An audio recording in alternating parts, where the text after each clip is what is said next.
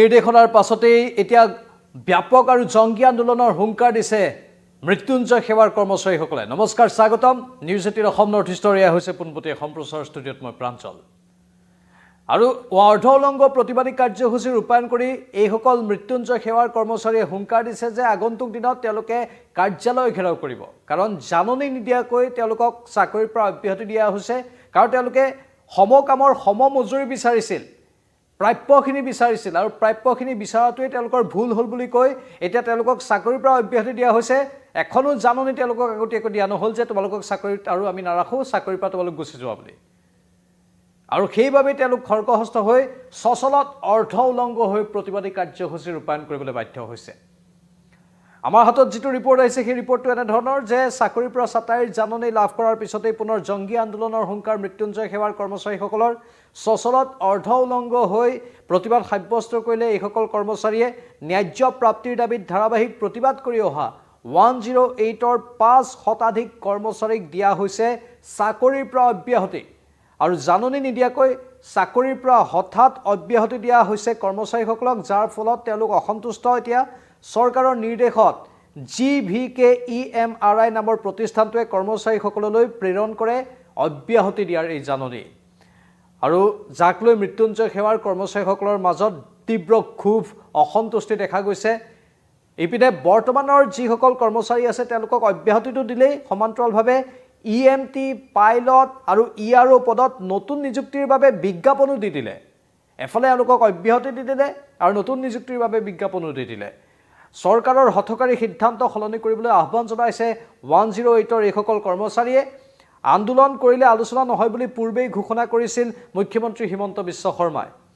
উল্লেখযোগ্য যে চাকৰি নিয়মীয়াকৰণ, সমকামৰ সমমজুৰি, দৰমহা বৃদ্ধি, অতিৰিক্ত কামৰ ভাত্তাকে ধৰি কেইবাটাও দাবীৰে দীৰ্ঘদিন ধৰি এওঁলোকে প্ৰতিবাদী কাৰ্যসূচী ৰূপায়ণ কৰি আহিছে। আনহাতে অনাগত দুদিনত যদি আলোচনাৰ বাবে চৰকাৰে নামাতে তেন্তে NHMৰ কাৰ্যালয় ঘেৰাও কৰাৰো হুংকাৰ দিছে মৃত্যুঞ্জয় সেৱাৰ কৰ্মচাৰীসকলে।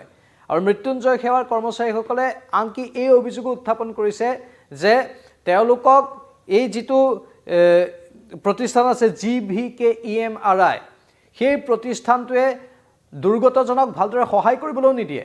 অভিযোগ আহিছে তেওঁলোকৰ তৰফৰ পৰা যে যেতিয়া কোনো দুৰ্গতই ফোন কৰে, ইমাৰ্জেঞ্চি এম্বুলেঞ্চ এখনৰ প্ৰয়োজন হয়, 108ৰ প্ৰয়োজন হয়, তেতিয়া তেওঁলোকে GVKEMRI কৰ্মচাৰীসকলে এই বুলি কৈ থৈ দিয়ে যে এতিয়া বৰ্তমান আমাৰ এখনো এম্বুলেঞ্চ নাই, অন্য কামত ব্যস্ত আছে, অন্য ৰোগীক লৈ গৈছে। ইপিনে তেওঁলোকে তেনেকুৱা ধৰণৰ কাম কৰিও নাথাকে। তাৰ পাছতো একাংশ দুৰ্গতক এওঁলোকে মিথ্যাচাৰৰ আশ্ৰয় লৈ মৃত্যুৰ মুখলৈ ঠেলি দিয়ে। এটা জৰুৰীকালীন সেৱা, আৰু সেই জৰুৰীকালীন সেৱাটো এনেধৰণে চলি থকাৰ যিটো অভিযোগ 108ৰ কৰ্মচাৰীসকলে উত্থাপন কৰিছে, সেইটো এতিয়া চকু কপালত তুলিছে সকলোৰে।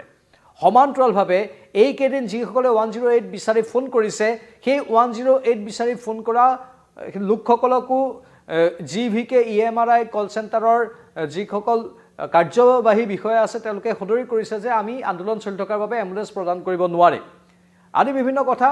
আৰু 108ৰ এই গোটেই পদক্ষেপটো গ্ৰহণ কৰা হৈছিল একমাত্ৰ দৰিদ্ৰ আৰু দুখীয়া লোকসকলৰ সহায়ৰ বাবে, আৰু যিকোনো দুৰ্গতক যিকোনো ইমাৰ্জেঞ্চি চিটুৱেশ্যনত যাতে মানুহক উদ্ধাৰ কৰিব পাৰি তাৰ বাবে। কিন্তু ইমাৰ্জেঞ্চি পৰিস্থিতিত মানুহক উদ্ধাৰ কৰাটো বাদেই এতিয়া যিটো অভিযোগ উত্থাপন কৰিছে আন্দোলন কৰি থকা 108ৰ এই 500 কৰ্মচাৰীয়ে যে তেওঁলোকক GVKEMRI প্ৰতিষ্ঠানৰ তৰফৰ পৰা প্ৰকৃততে দুৰ্গতসকলক ভালদৰে সহায় কৰিবলৈ সুযোগ কোনো দিয়া নহয়, এনেধৰণৰ অভিযোগ উত্থাপন কৰিছে। আৰু এক প্ৰকাৰ এই সমগ্ৰ বিষয়টোৰ ক্ষেত্ৰত এতিয়া বহুখিনি বিতৰ্কৰ সূত্ৰপাত হৈছে, বহুখিনি প্ৰশ্ন উত্থাপন হৈছে। আচলতে এনেধৰণেই চলি আছে নেকি এই প্ৰতিষ্ঠানবোৰ, এনেধৰণেই চলি আছে নেকি এই ইমাৰ্জেঞ্চি সেৱাবোৰ, জৰুৰীকালীন সেৱাবোৰ? যদি এনেধৰণেই চলি থাকে তেনেহ'লে সেয়া এটা বৰ ডাঙৰ কথা, বৰ পৰিতাপৰ বিষয় আমাৰ সমাজৰ বাবে। তেনেহ'লে সমাজত কিমান মানুহ একাংশ লোকৰ বাবে মৃত্যুৰ গৰাহলৈ ইমান দিনে গ'ল, তাক লৈ স্বাভাৱিকতে প্ৰশ্ন থাকিব। এই গোটেইবোৰ প্ৰশ্নৰ উত্তৰ এতিয়া বিচৰা হৈছে, কিন্তু এওঁলোকে কৰ্মচাৰীসকলে সমকামৰ সমমজুৰি বিচাৰিছে, চাকৰি নিয়মীয়াকৰণ হোৱাটো বিচাৰিছে, আৰু মুখ্যমন্ত্ৰীয়ে কৈছে যে আন্দোলন কৰিলে আলোচনা নহ'ব। এই বিষয়বোৰ অত্যন্ত স্পৰ্শকাতৰ। ইয়াত আন কেতবোৰ কথাও জড়িত হৈ আছে, কেৱল 500 কৰ্মচাৰীৰ কথাই জড়িত হৈ থকা নাই, ইয়াত এখন সমাজৰ কথাও জড়িত হৈ আছে। এখন সমাজৰ বহুকেইটা বিন্দু ইয়াত উপস্থাপন কৰা হৈছে জৰুৰীকালীন সেৱাৰ এই বিষয়টো ইয়াত জড়িত হৈ আছে আমাৰ সন্মানীয় সদাশয় দৰ্শকসকলে এই ক্ষেত্ৰত কি কয় কমেন্ট বক্সত কমেন্ট কৰি জনাব কিন্তু আজিৰ দিনটোত অৰ্ধউলংঘ প্ৰতিবাদ পৰৱৰ্তী সময়ত যদি এইসকল কৰ্মচাৰীক চাকৰিৰ পৰাটো অব্যাহতি দিয়া হ'ল কিন্তু অব্যাহতি দিয়াৰ পাছত পুনৰ যদি চাকৰিত মকৰল কৰা নহয় পুনৰবাৰ যদি তেওঁলোকক আলোচনাৰ বাবে মতা নহয় NHMৰ কাৰ্যালয় ঘেৰাও কৰাৰো তেওঁলোকে হুংকাৰ প্ৰদান কৰিছে আমি বিষয়টোৰ ওপৰত দৃষ্টি ৰাখিম আৰু পৰৱৰ্তী সময়ত অধিক তথ্য আনি থাকিম চাই থাকক